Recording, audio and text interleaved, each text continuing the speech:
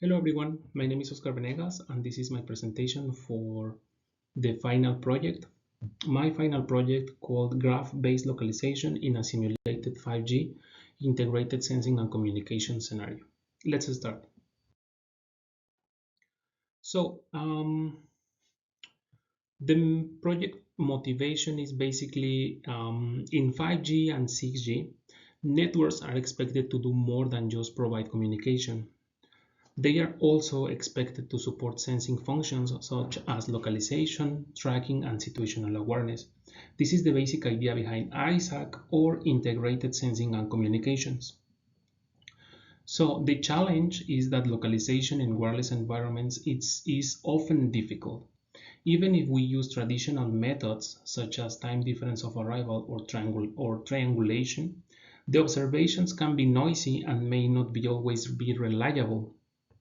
In addition to that, the target position at one time step is related to previous and future positions.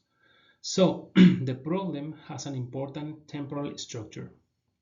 Because of that, my project explores a graph-based approach. Instead of treating each measurement independently, the localization problem is represented as a graph where nodes and edges capture relationships among sensors, observations, and time-indexed target states.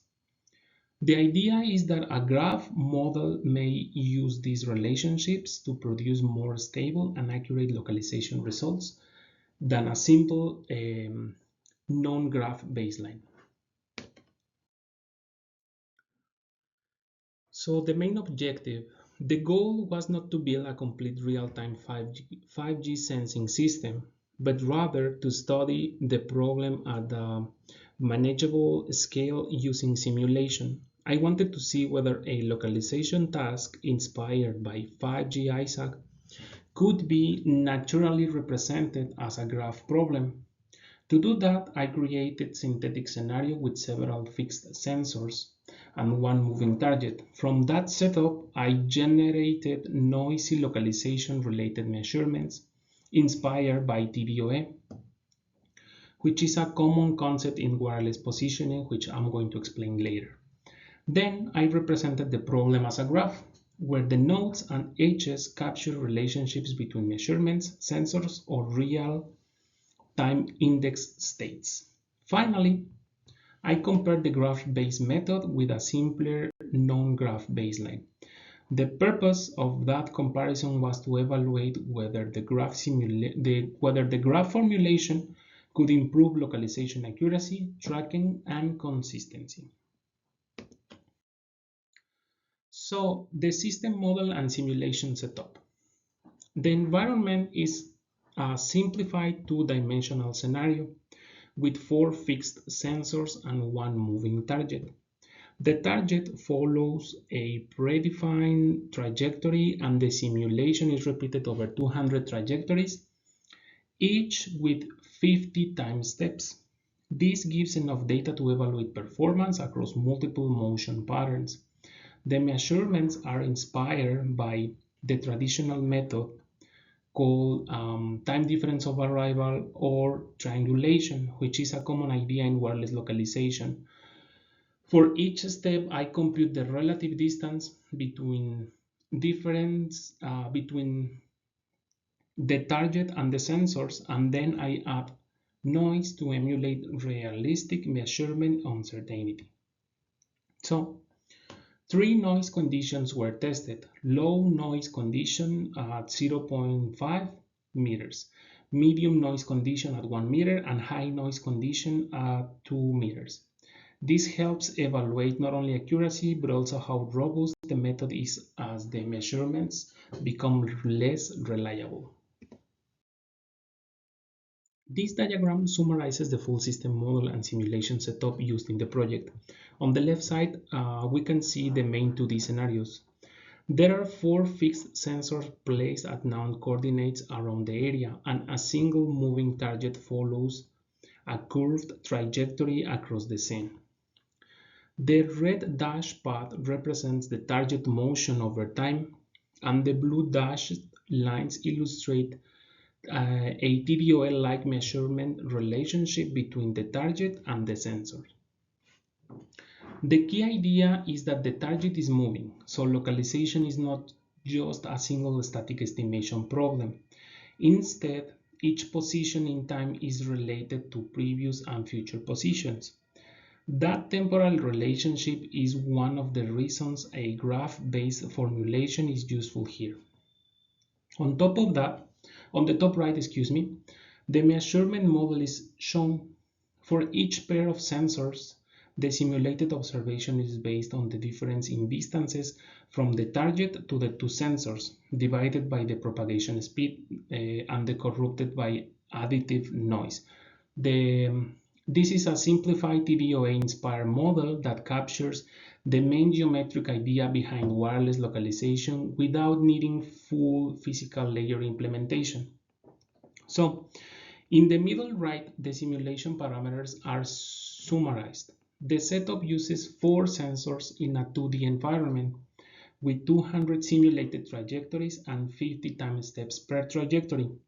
The measurement type is a TVOL-like, and the measurements are repeated under 3 different noise levels as I already mentioned, 0.5, 1, and 2 meters. These settings allow us to compare the method under increasingly difficult conditions. At the bottom left, the diagram highlights those 3 noise regimes. The purpose of varying the noise level is to test robustness. A method that performs well only at low noise is less useful than one that remains stable as the measurements become less reliable. So, finally, at the bottom right, the workflow is summarized from left to right. First, the sensors are deployed, then the target trajectory is generated. After that, noisy TVOL-like measurements are produced. And finally, the localization algorithm estimates target position. This gives the overall pipeline for the project from simulation setup to final position estimation.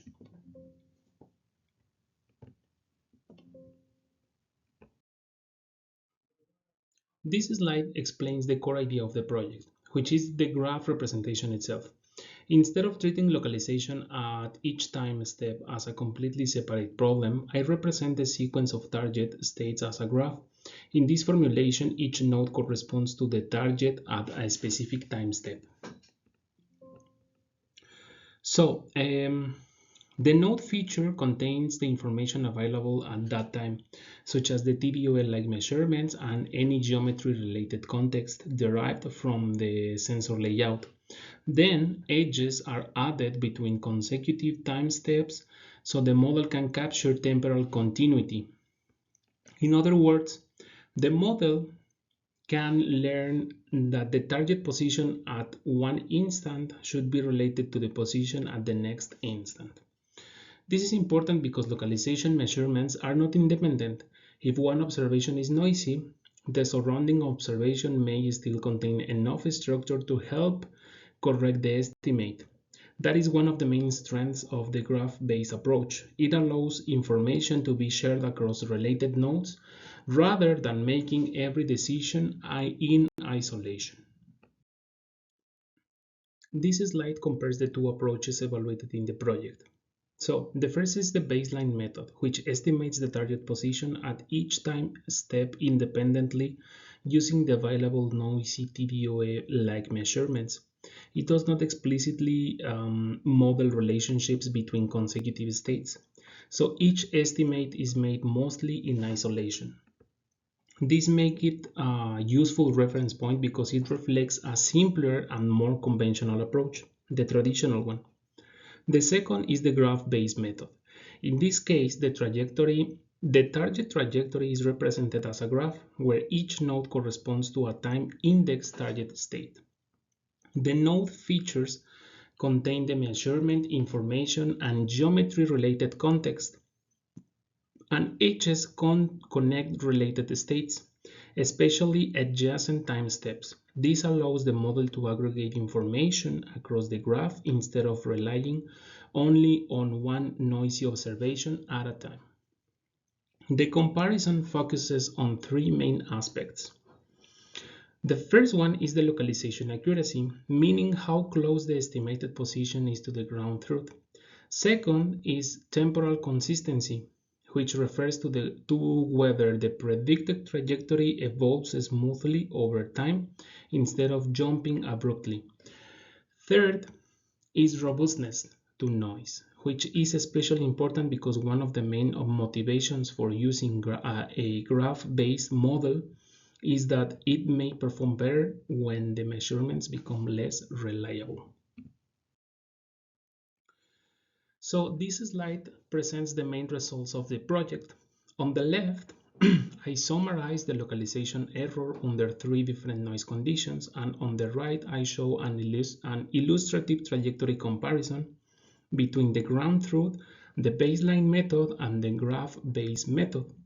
Starting with the numerical results, the graph-based approach performed better than the baseline in all three scenarios. Under low noise, the baseline produced an RMSE of 1.42 meters, while the graph-based method reduced that to 1 meter approximately.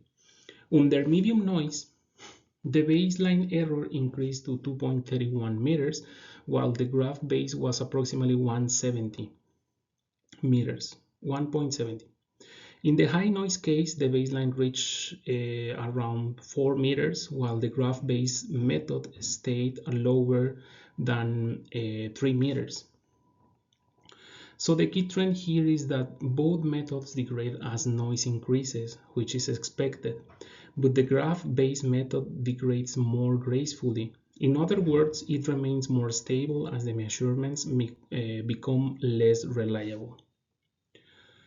That is important because the main motivation of the project was not just to get good performance in easy conditions, but to test whether graph structure could help under noisy conditions. On the right side, the trajectory plots helps to visualize that behavior. The blue curve is the ground truth trajectory, the orange dashed curve is the baseline estimate, and the green curve is the graph-based estimate. So we can see that the graph-based predictions follows the ground truth, follows the true path more closely and with less erratic deviation than the baseline. The baseline has larger fluctuations and departs more from the true trajectory, while the graph-based result is smoother and more consistent. So overall, this slide supports the main conclusion of the project. Representing the localization problem as a graph helped improve accuracy and temporal consistency, especially when measurements were noisy. This slide highlights the main interpretation of the results. The graph-based method was not only more accurate in terms of RMSE, but it also produced a smoother and more consistent trajectory. That is important because in localization and tracking, a good method should not only be close to the true position on average, but also evolve in a realistic and stable way over time. The results suggests that the graph representation was useful because it allowed the model to exploit relationships between consecutive target states. Instead of making each estimation independently, the model could aggregate information across the connected nodes. This means that if one measurement was especially noisy at a given time step, the surrounding states could still help to stabilize the prediction. Another important observation is that the benefit of graph-based approach became larger as the noise increased. That supports the original motivation of the project, which was to test whether graph structure could improve robustness under uncertainty. In this case, the results suggest that it did. So, thank you very much for your attention, and this last slide I show the references that I use. Thank you so much.